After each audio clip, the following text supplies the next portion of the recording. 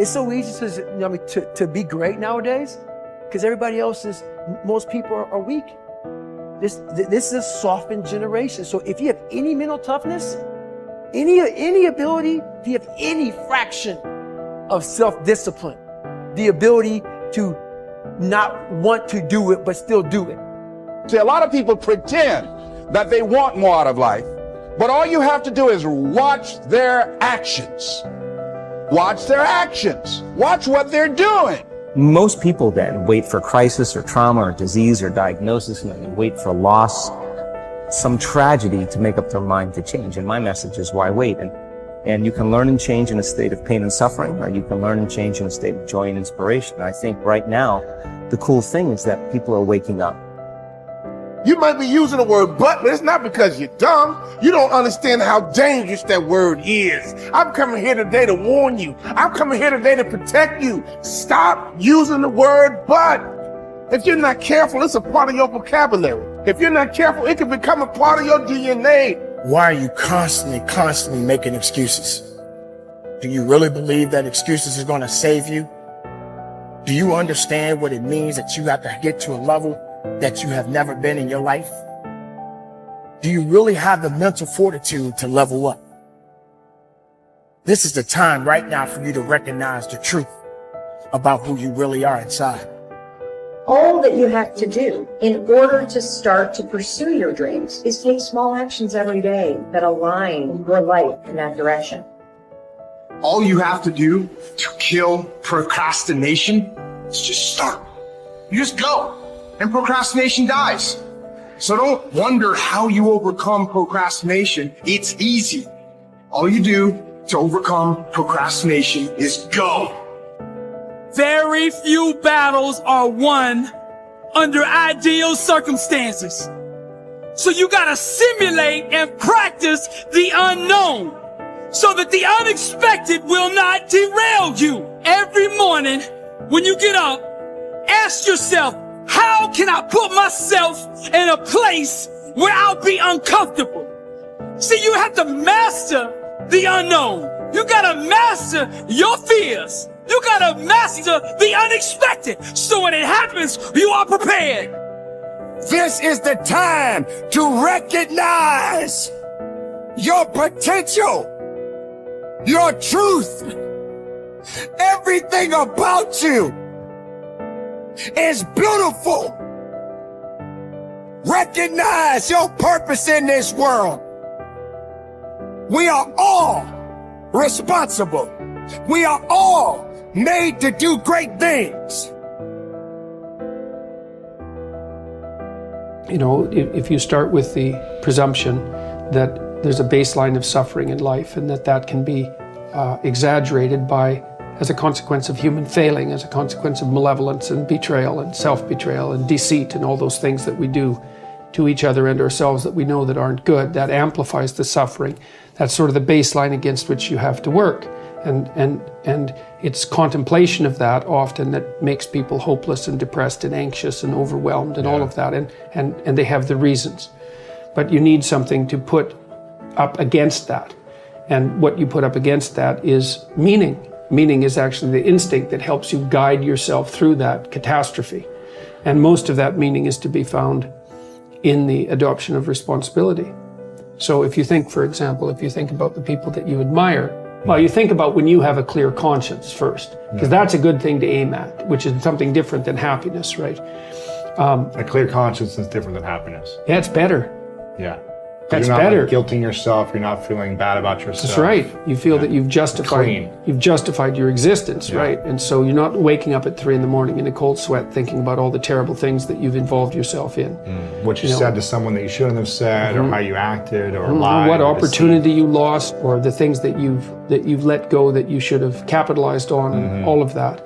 And so if you think about the times when you're at peace with yourself with regards to how you're conducting yourself in the world, it's almost always conditions under which you've adopted responsibility, right? At least the most guilt I think that you can experience perhaps is the sure knowledge that you're not even taking care of yourself, so that you're leaving that responsibility to other people, because that's pretty pathetic, and unless you're psychopathic.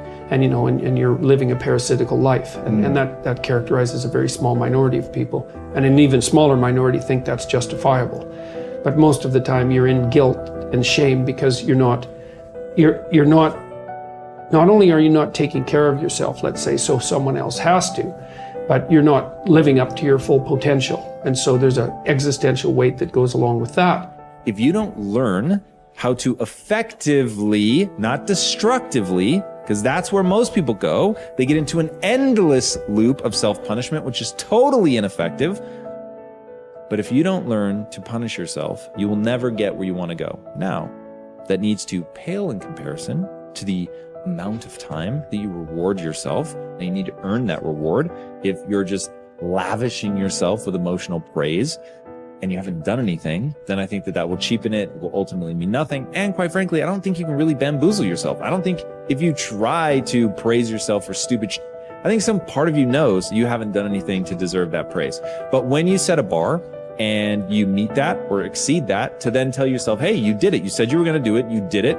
And that is worthy of praise. And getting good at praising yourself is incredibly important. And I think that most people have a very hard time doing both. Most people don't know how to effectively praise themselves. They don't know how to get themselves, first of all, to do things that are praiseworthy. And then when they do, they don't take the time to emotionally reward themselves, meaning you actually have to feel it. It can't just be intellectual.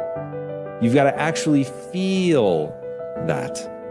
And the same with punishment. If you say you're going to do something, even if nobody's watching, and you don't do it, then you need to emotionally punish yourself.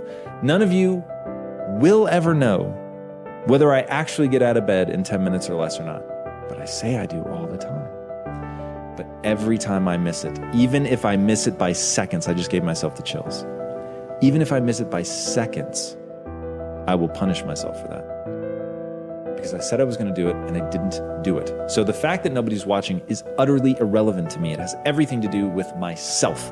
Now, the reason that this is important, the reason that I think that people need to do this is because that's how you shape your behavior. So, like water, over time can create the Grand Canyon, or you can take a polishing rock and shape stones. You can shape your personality. You can certainly shape your identity and shape your behaviors if you learn how to reward and punish yourself. I know a lot of people don't want to hear that. That is the truth of the human condition. The great paradox there is an interesting and important paradox in life that you need to be aware of. It is that if you are an intelligent person, you do everything possible to organize your life in such a way that you minimize and avoid adversity and disappointment. This is a sensible and rational thing to do. All intelligent people, following the path of least resistance to achieve their goals, do everything possible to minimize the number of difficulties and obstacles that they will face in their day. Today activities, disappointment is inevitable yet. In spite of our best efforts, disappointments and adversity are normal and natural, unavoidable parts of life. Benjamin Franklin said that the only things that are inevitable are death and taxes, but every bit of experience shows that disappointment is also inevitable. No matter how well you organize yourself and your activities, you will experience countless disappointments, setbacks, obstacles, and adversity over the course of your life. And the higher and more challenging the goals that you set for yourself, the more disappointment and adversity you will experience. This is the paradox. It is impossible for us to evolve and grow and develop to our full potentials except to the degree to which we face adversity and learn from it. All of the great lessons of life come as the result of setbacks and temporary defeats, which we have done our utmost to avoid. Adversity, therefore, comes unbidden, in spite of our best efforts. And yet, without it, we cannot grow into the kind of people who are capable of scaling the heights and achieving great goals. Adversity is what tests us throughout history. Great thinkers have reflected on this paradox and have concluded that adversity is the test that you must pass on the path to accomplishing anything worthwhile.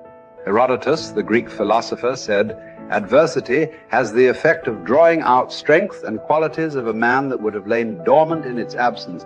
The very best qualities of strength, courage, character, and persistence are brought out in you when you face your greatest challenges and you respond to them positively and constructively. Everyone faces difficulties every step of the way.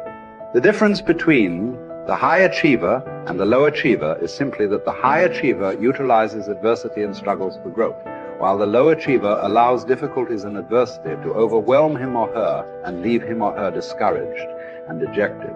Bounce Back from Disappointment, the work by Abraham Zeleznik at Harvard, proved that the way you respond to disappointment is usually an accurate predictor of how likely you are to achieve great success.